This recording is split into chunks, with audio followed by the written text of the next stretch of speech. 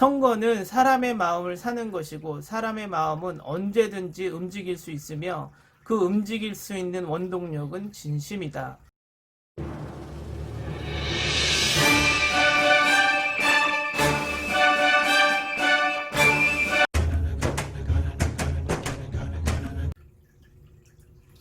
안녕하세요. 정치를 품격 있게 풀어드리는 정치클래스TV의 심상만입니다. 오늘은 선거를 모비율이라는 수학에 대입해서 풀려고 하는 무식한 사람들에 대해서 이야기를 해보겠습니다. 선거가 끝나고 가로세로 연구소에서 가장 먼저 들고 나온 것이 63대 36 이 비율을 가지고 부정선거라고 우겼었죠. 그리고 또 어느 수학 강사가 이번 선거를 부정선거가 아닐 확률을 내일 당장 태양이 폭발할 확률이라고 이야기하는 것을 보고 제가 생각이 들은 것은 이 사람은 정말 수학만 해야 된다라고 생각을 했습니다.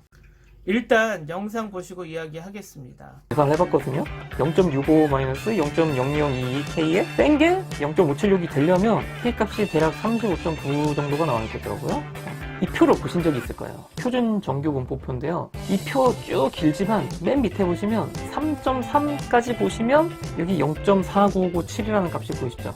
K값이 3.3만 돼도 좌우 구간을 다 합치면요 0.9994, 99.94 확률로 그 안에 모비율이 반드시 들어간다고 하는 거예요. 계속 말하지만 이건 통계학자들의 말입니다. 자, 그런데 아까 필요한 K값이 얼마라고요?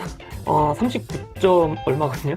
자, 그럼 이거보다 한 10배 넘게 이렇게 99.94%의 확률로 이 값 안에 네가 원하는 모비율이 있어 라고 말을 하고 있는 건데 실제로는 그거를 10배로 늘렸을 때 거기에 이제 지금 전체 값이 있다는 거죠. 제가 생각할 때 이 정도 확률이려면요 내일 당장 태양이 터져서 없어질 확률. 거의 모든 선거구에서 12% 위아래로 더불어민주당이 미래통합당을 앞설 확률은 거의 불가능하다 라고 이야기를 하고 있죠. 이것은 정말 정치 문외한들만 할 수 있는 이야기입니다. 정치가 수학이나 통계학의 계산처럼 딱 떨어지려면 뭐하러 선거를 하죠? 그냥 여론조사 기관에 맡겨서 여론조사로 선거를 대신하면 될걸. 그리고 모든 통계학이 맞아떨어지면 대한민국 모든 국민들은 통계학으로 계산하는 로또 번호를 맞추기 때문에 로또는 존재하지 않겠죠. 자, 그럼 저 수학 강사가 왜 엉터리인지 지금부터 말하겠습니다. 모비율이란 미래에 있을 일을 예상하는 지표일 뿐이지 과거에 일어난 일을 대입해서 정답인지 오답인지 확인하는 것은 아니죠. 자, 그럼 한 예를 볼까요? 어느 모비율을 계산하는 문제입니다. 상품에 대한 만족도를 조사한 결과를 추출해서 75%에 해당하는 고객은 1200명이다 라는 답을 도출하고 있습니다. 자, 그럼 여기에서 저 1200명의 고객은 저 상품에 대해서 평생 만족하는 충성 고객이 될까요? 저 1200명의 만족도는 언제든지 바뀔 수 있죠. 예를 들어 신상품이 나왔거나 상품에 대한 심각한 결함이 나왔거나 그냥 어느 날 단순 변심이 생기거나 그 상품을 파는 회사의 회장이 나쁜 짓을 해서 상품의 인지도가 떨어지거나 모비율을 계산하는 것은 단순 수학이지만 상품에 대한 만족도가 바뀌는 이유는 심리적, 사회적, 자연적 등 엄청난 변수가 있죠. 다시 선거로 돌아와서 여러 극우 집단들이 20대 총선 또는 그 전의 선거를 이번 선거와 비교하며 이번 선거는 그때 당시의 선거와 비슷하지 않기 때문에 부정선거다란 무식한 소리를 합니다. 자, 그럼 이번 선거에 얼마나 많은 변수가 발생했고 왜 이번 사전선거에서 더불어민주당이 12% 전후로 앞선 결과가 나왔는지 한번 살펴봅시다. 그 변수는 첫 번째, 사전선거 하지 맙시다라고 캠페인을 벌였습니다. 우리가 아무리 잘해도 사전선거에서 구멍 숭숭 나면 아무런 의미가 없어요. 감사합니다. 아무런 의미가 없어요. 투표하지 마세요. 도둑 맞습니다. 사전 투표하면 도둑 맞아요. 도둑은 돼. 아니, 보면 몰라요? 보면 몰라? 정부에서 사전 투표하는데 투표하지 말라는 뭔 소리요?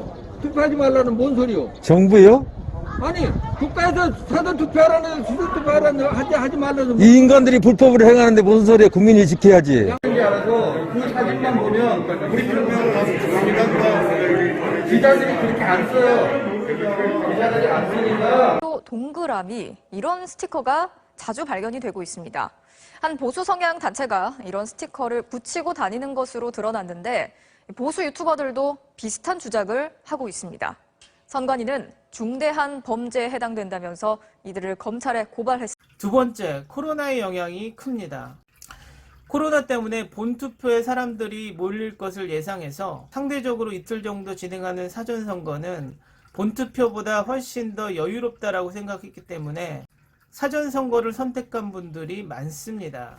세 번째, 차명진을 대표로 통당이 세월호 막말 파문이 이번 사전선거 직전에 바로 터졌습니다. 자, 이제 원인을 분석해보죠. 많은 국민들이 코로나로 인해서 사전선거를 선호했지만 사전선거 하지 맙시다 구구 캠페인 때문에 미통당 지지자들은 사전선거에 많이 나가지 않습니다. 그 와중에 차명진의 세월호 막말 파문이 터지자 야당 심판론이 우세하게 작용을 해서 이번 사전투표에는 더불어민주당 지지자들이 상대적으로 더 많이 투표하는 변수가 생겼죠. 사전투표에서 상대적으로 더불어민주당 지지자들이 더 많이 참여했기 때문에 본투표에서는 그만큼 미통당 사전투표를 하지 않았던 사람들이 더 많이 투표한 결과를 가져온 것이죠.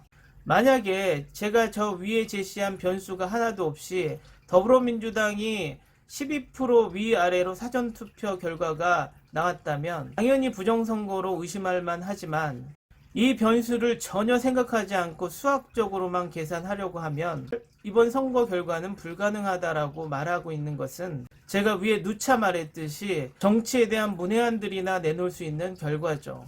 월터 미베인 또한 우리나라 선거 지형이나 변수에 대해서 하나도 계산해 놓지 않고 사전투표를 하나의 선거구로 계산해서 통계를 내놓으니 여당은 11곳에서 야당은 7곳에서 부정선거가 일어났다라는 진짜 막말로 바보 같고 한심한 결과를 내놓고서 구구 세력들은 이 황당한 결과를 보고도 무조건 부정선거다 라고 우기는 엽기적인 행동을 보이고 있는 것이죠. 오늘의 결론은 선거는 수학도 아니고 통계학도 아니다. 선거는 사람의 마음을 사는 것이고 사람의 마음은 언제든지 움직일 수 있으며 그 움직일 수 있는 원동력은 진심이다 입니다. 오늘은 여기까지 하겠습니다. 오늘도 생활 속 거리두기 꼭 실천합시다. 당신의 구독과 좋아요는 저에게 큰 힘이 됩니다. 항상 시청해 주셔서 고맙습니다.